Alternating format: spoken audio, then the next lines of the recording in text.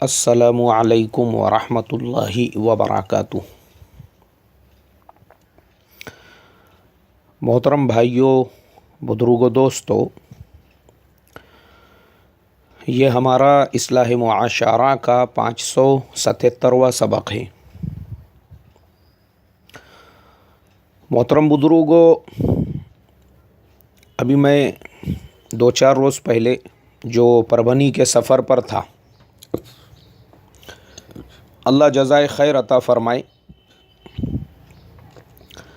ہمارے جنتور کے نوجوانوں کو جنہوں نے ماشاءاللہ بہت ہی بہترین انداز میں مہمان نوازی کی اور ماشاءاللہ وہاں پہ جلسے کے پروگرام کا انعقاد کیا، اللہ ان نوجوانوں کی جوانی میں برکت عطا فرمائے اور اسی طریقے سے ان نوجوانوں کے اندر جو جذبہ ہے اپنی قوم کے لیے، اپنی سماج کے لیے کچھ کرنے کا، اللہ تبارک و تعالی ان کے اس جذبے میں ان کو کامیابی بھی عطا فرمائے۔ اسی طریقے سے ہمارے بہت ہی عزیز دوست، ہمارے مخلص، ہمارے ہمدرد اور ہمارے خیر خواہ محمد غوث زین صاحب، اللہ ان کو بھی بے انتہا قبول فرمائے، جزائے خیر عطا فرمائے۔ ماشاءاللہ وہ پورے سفر میں اپنی فورڈ کار کے ساتھ میں ہمارے ساتھ میں ہی تھے، رہبری کے لیے کہیں پر بھی جانا ہے، یہاں تک کہ میرے واپسی تک وہ میرے ساتھ میں رہے۔ اب ہمارے غوث بھائی جو ہے ان کا مزاج ہے اپنے وقت کو اصول کرنا، وہ ایک دم کریٹیو ٹائپ کے ایکٹیو آدمی ہیں۔ وہ سفر کے درمیان میں جہاں پر بھی موقع ملتا تھا کچھ نہ کچھ ان کے سوالات اور مذاکرہ وہ چلتے رہتا تھا۔ اب پربھنی سے ہم لوگ جنتور کے لیے روانہ ہوئے، اس درمیان میں بھی انہوں نے میرے سے ایک سوال کیا، بولے مولانا میں بہت سارے کالجز میں جاتا ہوں، یونیورسٹیز میں میرا جانا آنا ہوتا ہے، اس کے علاوہ باہر ملکوں کے بھی میرے اکثر سفر ہوتے رہتے ہیں اور ملک کے درمیان میں بھی بڑے بڑے شہروں کے میں سفر کرتا ہوں۔ ابھی 2 مہینے پہلے ہی وہ جرمنی جا کر آئے ہیں۔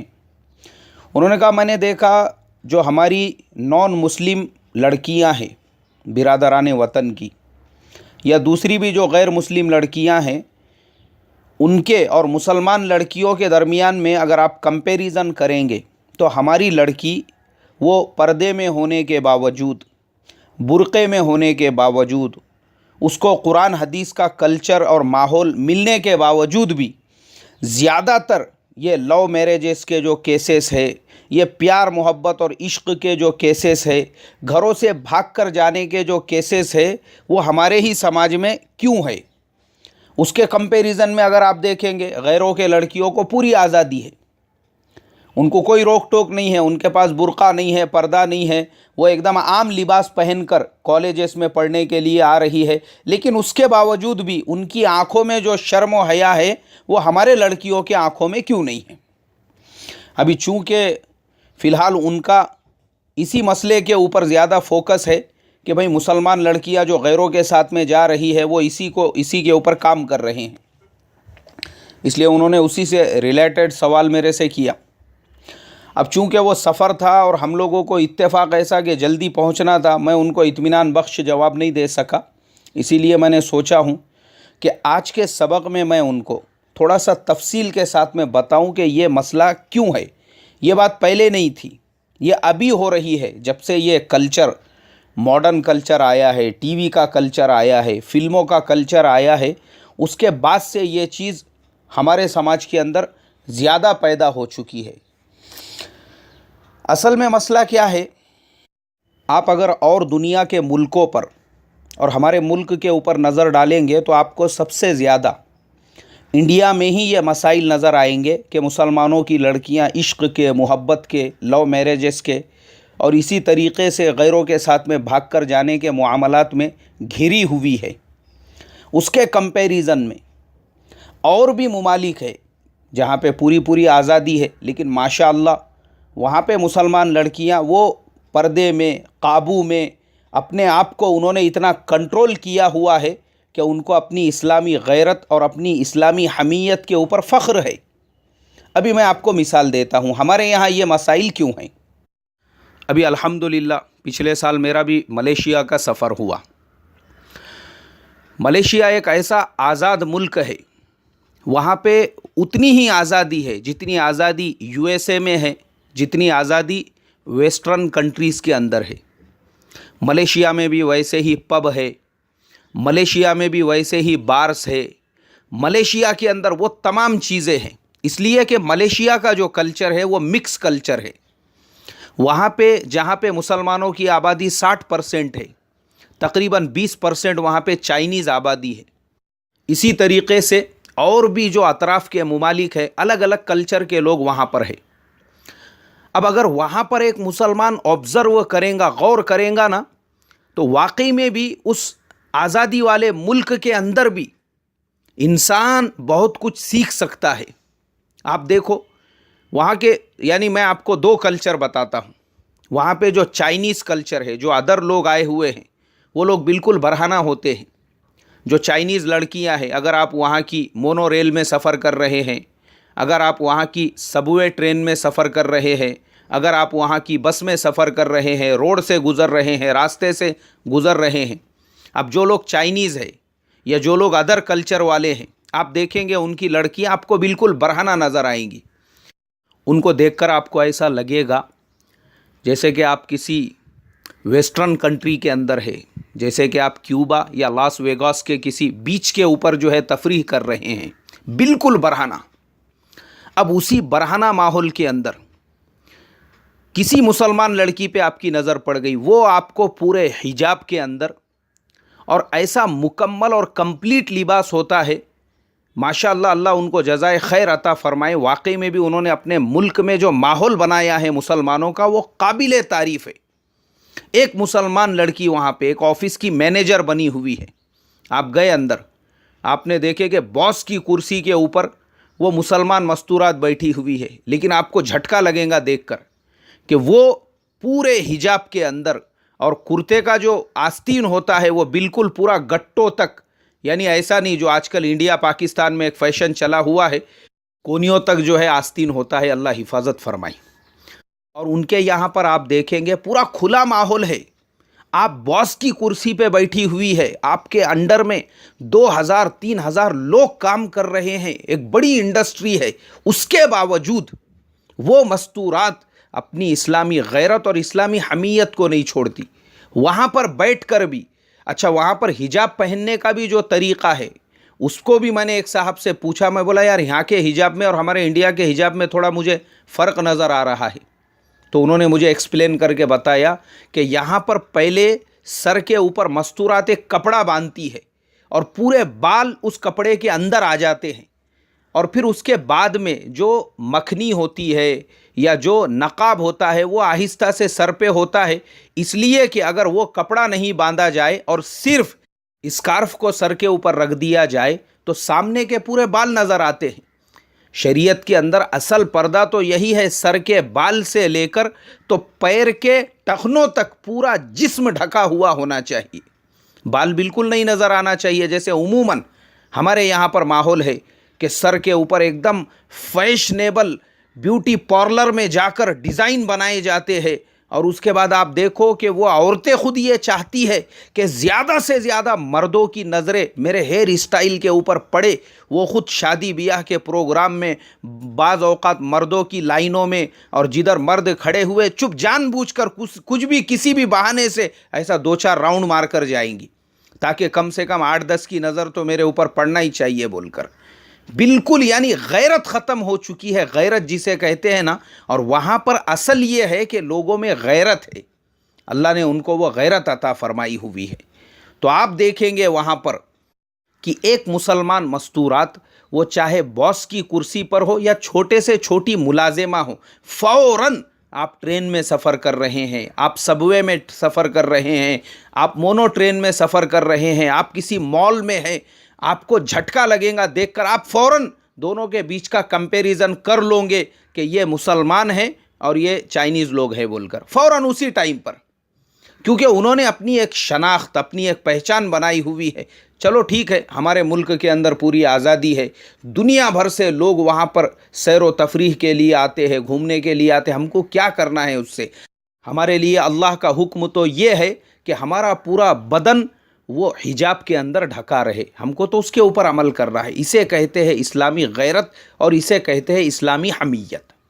اسی طریقے سے آپ دیکھنا انگلینڈ کے اندر، یوروپین ملکوں کے اندر، یہاں تک کہ USA امریکہ کے اندر بھی پوری آزادی ہے، لیکن وہاں پر بھی اللہ جزائے خیر عطا فرمائے، ایسی مسلمان عورتیں ہیں، ایسی مسلمان بہنیں ہیں، ایسی مسلمان مستورات ہیں جو پورے حجاب اور پورے پردے کا اہتمام کرتی ہے، جیسا اہتمام ہمارے انڈیا کے جیسے ملک میں بھی مشکل ہے۔ کیوں کرتی ہے ایسا؟ اس لیے کہ غیرت ہے، اندر غیرت ہے۔ وہ لوگ ہالی ووڈ کے کلچر میں رہ کر پھر بھی وہاں پہ انہوں نے اپنے اسلامی کلچر کو زندہ رکھا ہوا ہے۔ ہمارے ملک میں وہ کلچر کیوں نہیں ہے؟ میں آپ کو بتاتا ہوں، اس لیے نہیں ہے، ہمارے یہاں پر ٹی ویوں میں جو سیریل دیکھتے ہیں، ہمارے یہاں پر جو فلمیں دیکھتے ہیں، ہمارے یہاں پر ایسا لگتا ہے کہ یہ پریکٹیکل ہے، یہ سچ ہے، ہم نے بھی ان کے راستے پہ چلنا چاہیے، حالانکہ ان کو اس کے پیچھے کے اندھیرے نہیں معلوم ہوتے ہیں۔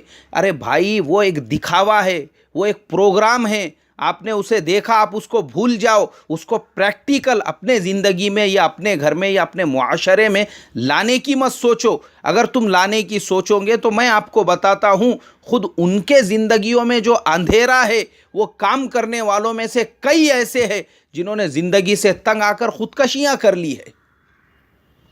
وہ ہمارے لیے سچائی نہیں، تو یہ چیز یوروپین ملکوں کی ہمارے بہنوں کے سمجھ میں آئی ہوئی ہے، ملیشیا جیسے ملکوں کی بہنوں کے سمجھ میں آئی ہوئی ہے، اور بھی دنیا کے اندر وہ مسلمان بہنیں جو اسلامی کلچر کے اوپر اور اسلامی احکامات پر عمل کرنے والی ہے، انہوں نے اس چیز کو جان لیا ہے، یہ سب دکھاوا ہے اور یہ سب ہمارے ماحول کو خراب کرنے والی چیزیں ہیں۔ تو آج بھی وہ ان ملکوں کے اندر رہ کر بھی اسلامی شریعت کو فالو کر کے اللہ اور اس کے رسول صلی اللہ علیہ وسلم کے احکام پہ چل رہی ہے، اور ہمارے یہاں پہ ہم لوگ فوراً یعنی اپنی اوقات بھول کر فیشن، دکھاوا، کون سے سیریل میں کون سی ساڑی آئی تھی، کون سے فلموں میں کون سا ڈریس آیا تھا، سب سے زیادہ مسلمانوں کے گھرانوں میں وہ فیشن، وہ کپڑوں کی بکری ہوتی ہے۔ کائی کے واسطے؟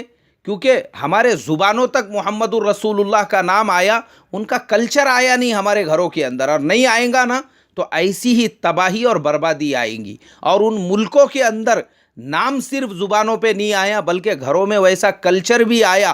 اس کے لیے انگلینڈ، امریکہ، جرمنی اور یوروپین ملکوں کے اندر بھی آج ایسے مدرسے چل رہے ہیں جہاں پر خود انگریز لوگ نئے اسلام میں داخل ہونے والے اپنے بچوں کو حافظ قرآن اور عالم دین بنا رہے ہیں۔ ہر بستی کے اندر وہاں پہ مکتب چل رہے ہیں۔ جیسا ماحول ہمارے یہاں پر نہیں ہے دینی اعتبار سے، ویسا ماحول ان ملکوں کے اندر ہو چکا ہے۔ اسی لیے ان ملکوں کے اندر آپ کو وہ چیزیں دیکھنے کے لیے ملیں گی جو ہمارے یہاں پر نہیں ہے۔ میں آپ کو اور ایک ایگزامپل دیتا ہوں۔ پچھلے دنوں ایک ویڈیو وائرل ہوا، ایک برہنہ لڑکی، اس کے ہاتھ میں میڈل کا ایک ٹرے ہے اور ایک صاحب اس کے ساتھ میں کھڑے ہوئے ہیں، اور وہ جتنے بھی وہاں پہ ایتھلیٹ تھے ان کو گولڈ میڈل پنا رہے ہیں۔ اب وہ آگے بڑھتے گئے، ایک مسلمان صاحب جن کے سر پہ ٹوپی، جن کے چہرے پہ داڑھی، وہ گولڈ میڈل لے کے جب ان کے قریب پہنچے تو انہوں نے اپنی ٹوپی سے اپنی آنکھوں کو چھپا لیا۔ ماشاءاللہ میرے دل سے دعائیں نکلی، میں نے کہا یار یہ کون ہوں گے ایسے؟ تو میں نے وہ میرے فرزند کو ذمہ داری دیا، میں بولا ذرا ان کی ڈیٹیل نکالو۔ 2 دن کے بعد میں انہوں نے مجھے اس کے ڈیٹیل دیے اور کہا کہ ابا وہ ویسلر ہے، پہلوان تھے، بلڈر تھے، اور وہ ہے رشیا کے، ان کا نام تھا زیلم خان۔ یعنی وہ جو زیلم خان تھے، رشیا جیسا ملک جہاں پر اکثریت ایسے لوگوں کی ہے کسی بھی خدا کو نہیں مانتے، اس ملک کے اندر رہ کر بھی ایک مسلمان نے اپنے اسلام کو، اپنی اسلامی غیرت کو، اپنی اسلامی حمیت کو ایسے بچایا ہوا ہے کہ وہ نامحرم کے اوپر اپنی نظر ڈالنا بھی نہیں چاہتا، ایک ایسے ملک میں جو خود پورا ننگا ملک ہے۔ آپ سوچو کہاں سے یہ چیز پیدا ہوئی، اسے کہتے ہیں اسلامی غیرت۔ میں نے اپنے ساؤتھ کوریا کے سفر نامے میں بتایا تھا، میں نے وہاں ساؤتھ کوریا کی سب وے ٹرین میں دیکھا ایک مسلمان لڑکی، ننگے ملک میں جہاں پہ ٹرین کے اندر بھی لوگ بدکاری کر رہے ہیں، ویسے ملک میں بھی ایک مسلمان لڑکی نظر آتی ہے، پورے حجاب، پورے پردے۔ کس نے مجبور کیا؟ اسلامی غیرت نے اس کو مجبور کیا۔